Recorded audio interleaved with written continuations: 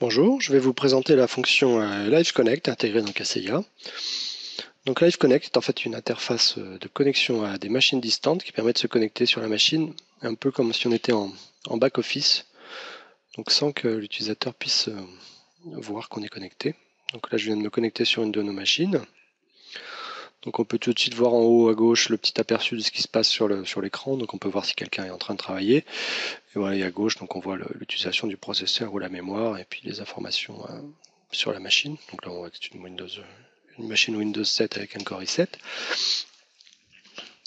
Donc maintenant, directement à partir d'ici, on va pouvoir bien sûr accéder à des informations sur la machine, comme les informations d'audit, donc pour savoir quel type de machine c'est, quels sont les logiciels installés, les numéros de série, les disques et autres types d'informations techniques, quelles sont les imprimantes, voilà, ou les licences logicielles.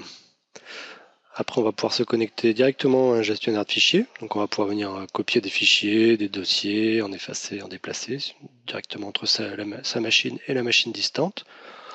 On peut ouvrir une ligne de commande directement.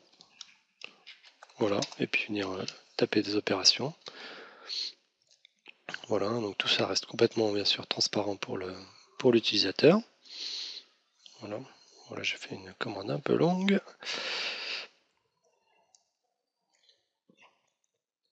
Voilà, on peut accéder donc à la base de registre directement pour venir rajouter des clés si besoin ou en modifier. Le gestionnaire de tâches, donc qui permet de voir tous les processus utilisés avec leur utilisation et puis éventuellement les arrêter si on voit un process qui prend un peu trop de puissance par exemple. Donc les différents services qui tournent sur la machine, donc on peut les arrêter, les redémarrer, les démarrer.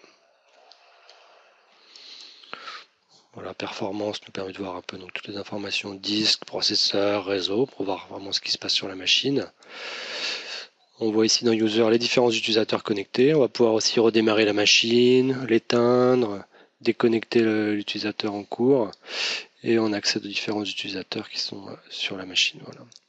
Donc on va pouvoir aussi consulter les journaux d'événements, voir s'il n'y a pas eu des problèmes particuliers sur la machine, donc avec le détail. Donc on accède bien sûr à tous les journaux d'événements. Voilà, on va pouvoir faire un chat avec l'utilisateur qui va avoir ça sous forme d'une fenêtre sur sa machine.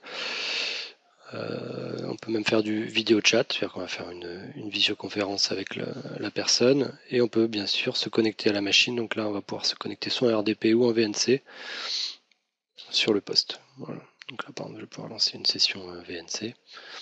Voilà, donc on installe, on indique la raison de la connexion, on fait OK.